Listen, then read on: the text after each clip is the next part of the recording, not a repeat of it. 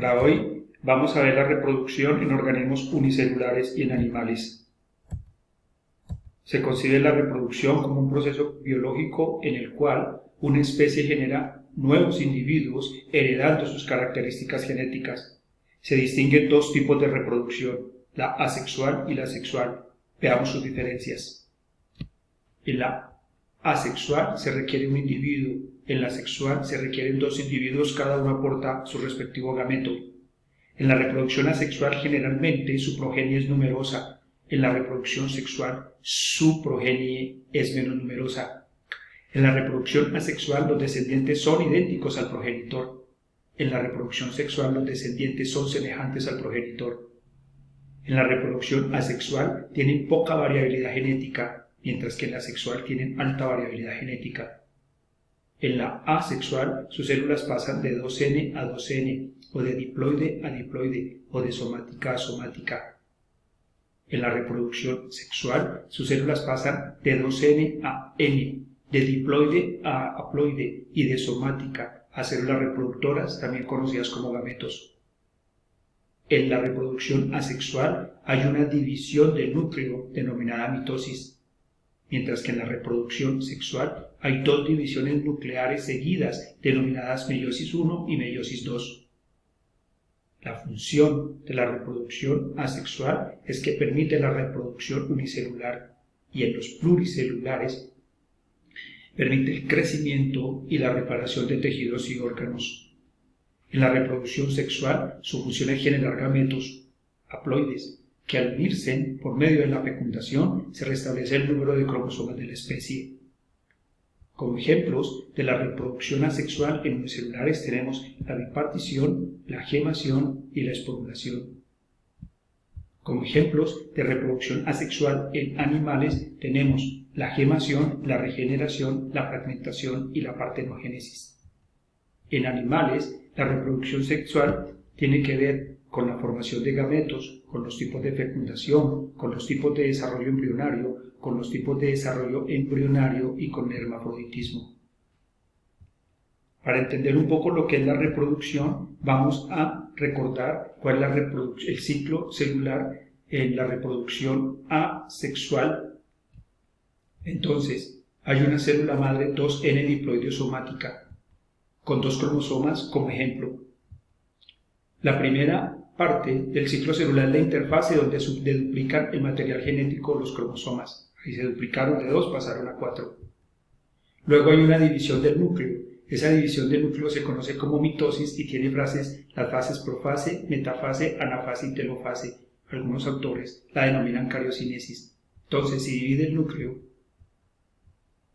y se divide el citoplasma originando dos células hijas y se cumple el objetivo de la reproducción asexual, que es generar dos células hijas idénticas a la madre. En la reproducción sexual representada en la meiosis es prácticamente lo mismo. Lo que pasa es que hay dos divisiones del núcleo, pero las fases son iguales. Tenemos una célula madre, 2N diploide somática, igual hay una duplicación del material genético o interfase. Están duplicados los cromosomas, de 2 pasan a 4.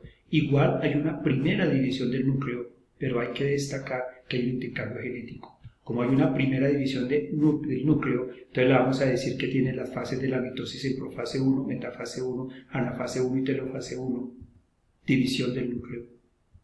Hay una división del citoplasma y me van a originar dos células hijas y se termina la primera división meiótica. Esas dos células hijas no entran a duplicación. Siguen el proceso en división del núcleo, pero vamos a llamar meiosis 2, o entran en la segunda división meiótica. Como entran a la meiosis 2 y tienen las mismas fases de la mitosis, entonces llamamos profase 2, metafase 2, anafase 2 y telofase 2. Entonces se divide el núcleo. Después de esa división del núcleo se divide el citoplasma y cada célula origina dos células hijas para un total de 4 células con la mitad del número de cromosomas de la célula madre, y se cumple el objetivo que la célula madre 2N origina células hijas N, que las vamos a llamar reproductoras o gametos, y se termina la segunda división meiótica Vamos a verlo más rápido. Tenemos reproducción asexual y reproducción sexual. Una célula madre, 2N diploideo somática. En juntas hay duplicación del material genético o en la interfase, duplicación.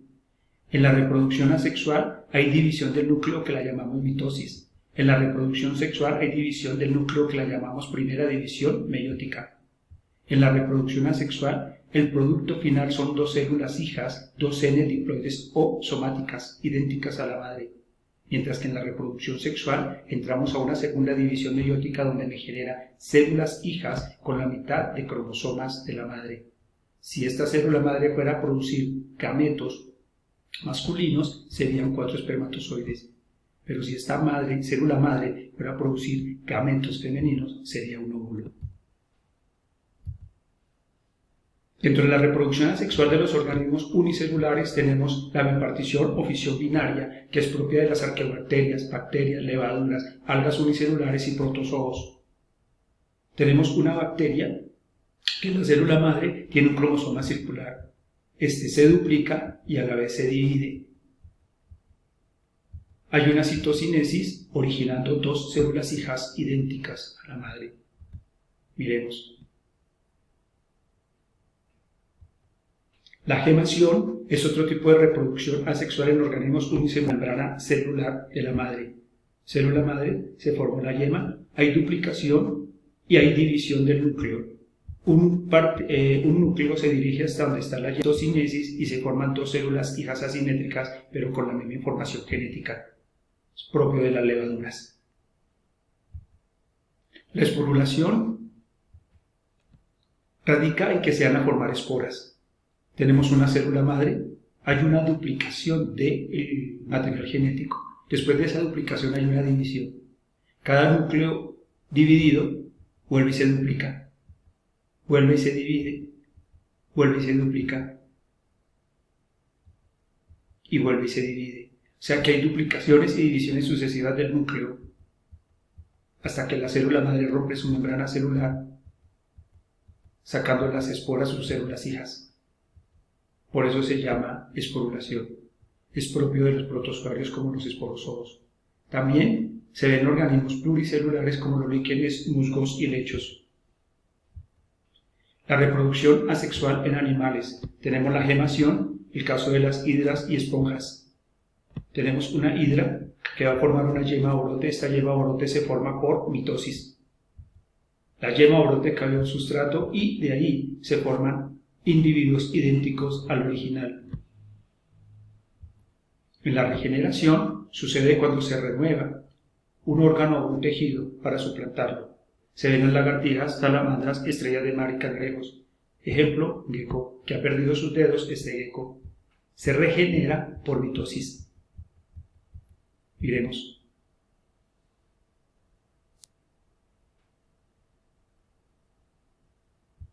Hasta que queda completamente regenerados todos los dedos.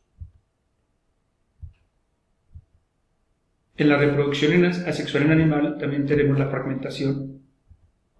Consiste en que un fragmento de un organismo genera un organismo nuevo. Se ven los gusanos brazos en la estrella de mar. Miremos, la estrella de mar ha perdido un brazo, que es un fragmento, de ahí se origina un organismo nuevo. Pero la estrella de mar que ha perdido el brazo, también por regeneración, establece su condición original. La partenogénesis, muchos autores la ven como reproducción sexual monogámica. En este caso, la vamos a ver como una reproducción asexual, dado que se genera un organismo adulto haploide a partir de un óvulo no fecundado. Se ven abejas y avispas. Ejemplo, tenemos una hembra reina y un macho zángano. Tienen sus células somáticas, ella con 32, él con 16. La hembra, en este caso la reina, por meiosis genera óvulos. Muchos de estos óvulos sin fecundar, o sea, por partenogénesis, van a originar organismos adultos haploides. Estos organismos adultos haploides, por mitosis, en el caso del zángano, va a originar espermatozoides que van a fecundar a muchos óvulos y van a restablecer la condición genética de las hembras 2N, o sea, con 32 cromosomas. como es el caso de las reinas y las obreras. En la reproducción sexual en animales hay que tener en cuenta que puede haber dimorfismo sexual, es decir, cada organismo de la misma especie tiene sexos separados, o puede suceder que no, que en la especie cada organismo tenga los dos sexos en el mismo cuerpo.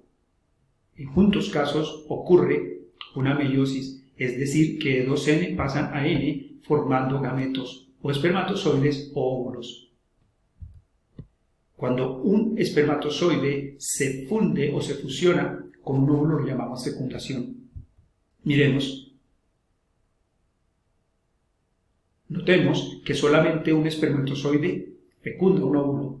La razón, tienen que restablecer su condición 2N. Ejemplo, este organismo tiene 46 cromosomas. Hace meiosis para producir un óvulo gameto con 23 cromosomas. Aquí, este individuo tiene 46 cromosomas. Hace meiosis para producir un gameto espermatozoide con 23 cromosomas. 23 de este espermatozoide se unen con los 23 del óvulo y establecen los 46. Hay dos tipos de fecundación. Una le llamamos fecundación externa, que es cuando un espermatozoide fecunda a un óvulo al exterior de la hembra. Se ve en organismos invertebrados acuáticos, también se da en peces y en anfibios. Hay una fecundación interna cuando este espermatozoide fecunda un óvulo dentro del cuerpo de la hembra. Se ve en animales terrestres, requiere de una cópula. Vamos a mirar qué sucede con estos individuos. Ocurre una autofecundación, dado que, como juntos producen gametos, tanto óvulos como espermatozoides, pueda que un espermatozoide fecunda un óvulo del mismo cuerpo. Se llama autofecundación. Sucede en tenias. O se da que haya un apareamiento entre los dos y hagan intercambio de material genético, es decir, este espermatozoide fecunde este óvulo y este espermatozoide fecunde este óvulo. La llamamos fecundación cruzada. Es propio de los hermafroditas. Una vez se hace la fecundación, se forma el cigoto. Del cigoto hay un desarrollo embrionario con sus fases: segmentación, gastrulación, organogénesis y crecimiento. El desarrollo embrionario, que el erizo de mar, la rana y el ser humano comparten el desarrollo embrionario.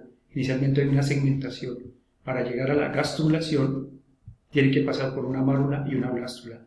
Una vez llega a la gastrula, llaman los órganos u organogénesis, y después hay el crecimiento. Cuando el desarrollo embrionario se da dentro del vientre o dentro de la madre, se denomina vivíparo. La madre es la que lo protege y le da todos los nutrientes. Prevalece la fecundación interna en este tipo de desarrollo embrionario. Ejemplo, los mamíferos. Otro tipo de desarrollo embrionario son los ovovíparos, donde el huevo tiene el embrión, lo protege y le da sus nutrientes, pero ese huevo está dentro de la madre. Eclosiona y salen las crías. Es propio de algunas serpientes y algunos tiburones. La fecundación es interna. Por último, los ovíparos, donde el embrión está dentro de un huevo y el huevo es el que le da todos los nutrientes y lo protege, pero está fuera del cuerpo de la madre. Vamos a ver tres casos. Donde el huevo es completo en su medio ambiente. Nacen las crías completamente formadas. Su fecundación es interna, propio de las aves y de los reptiles. Existen otros casos donde los huevos no son duros, sino que tienen una relación directa con su ambiente. Las crías no salen completamente formadas, sino sufren una metamorfosis. Es el ejemplo de las anfibios y de los peces, de algunos peces. Y por último, por fecundación interna, están los insectos. Y en esos insectos el individuo tampoco nace completamente formado y hay una metamorfosis. Bueno, les agradezco mucho su atención. Espero que nos veamos en otra ocasión. Muchas gracias.